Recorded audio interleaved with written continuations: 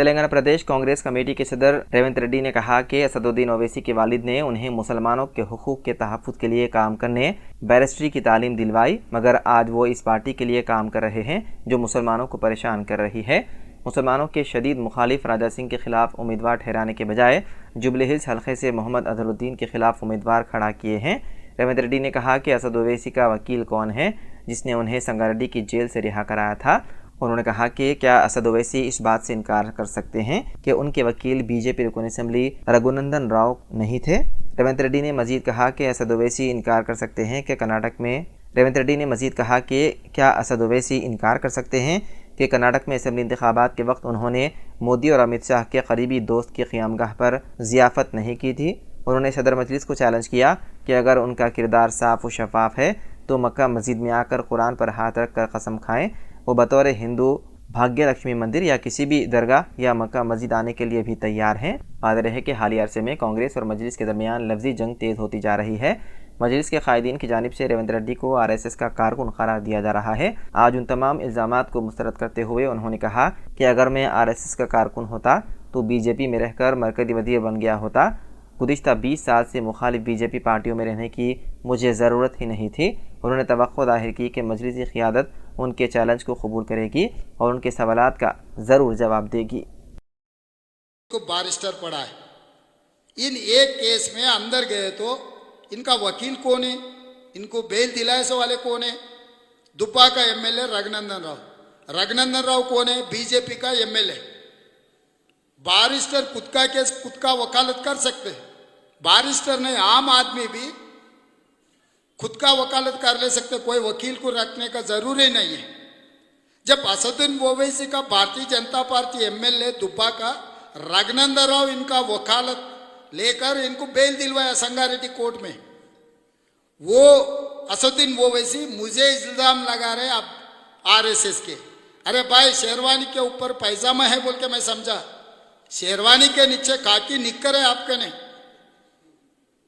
बार बार मेरे बारे में आप कह रहे, मैं सीधा सीधा एक सवाल पूछना चाहता हूं असदुद्दीन ओवैसी से, MIM किसका पार्टी है? कासिम रिजवी का। कासिम रिजवी कौन है? रजाकर है। किसका? निजाम नवाब का सेनापति। वो रजाकर, वो कासिम रिजवी का पार्टी है। आज के तारीख में आपको कासिम रिजवी बोल के बुला सकता हूं क्या?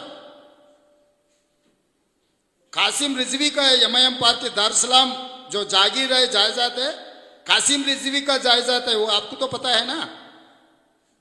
वो पार्टी का अध्यक्ष है। तो कल से मैं असदुद्दीन ओवैसी को नाम से नहीं बुलाता हूं, कासिम रिजवी बोल के मैं बुलाता हूं। तो मेरे बारे में अगर सचमुच आप जो बोल रहे वो बात सही हुआ तो सीधा सीधा जाके वही केंद्र सरकार में मैं मंत्री बनता था। 20 साल से कभी मैं वो पार्टी से काम किए क्या? ये बात छोड़ो भाई, आपके हैदराबाद अतराफ में 7 असेंबली है, 7 में से गोशा महल भी एक है। गोशा महल में आपका दारुसलाम हेडक्वार्टर से, MIM का हेडक्वार्टर से, आप वहां से चुनाव क्यों नहीं लड़ रहे? वहां का MLA राजा सिंह से क्या दोस्ती है आपका? मैं सीधा जवाब मांग रहा हूं असदुद्दीन ओवैसी से। यहां पर मैं सवाल करना चाह रहा हूं।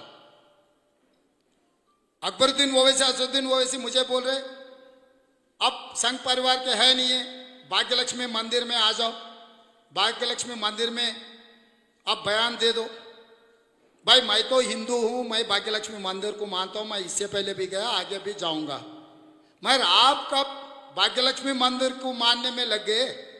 योगी आदित्यनाथ दास और अमित शाह वहां पर दर्शन करने के बाद आप भी यकीन करना शुरू कर दिए क्या? बुलाना था जहांगीर पीरला दरगाह में, बुलाना था दिल्ली में निजाम के जो दरगाह है, दरगाह में आओ, दरगाह में उठाओ बोल के कुछ बोलना था। अब दरगाह में नहीं बुला रहे, भाग्यलक्ष्मी मंदिर में मुझे बुला रहे। मेरे कोई एतराज नहीं वहां पर आने के लिए। उसके साथ साथ और एक सवाल मैं पूछना चाहता हूं आपसे।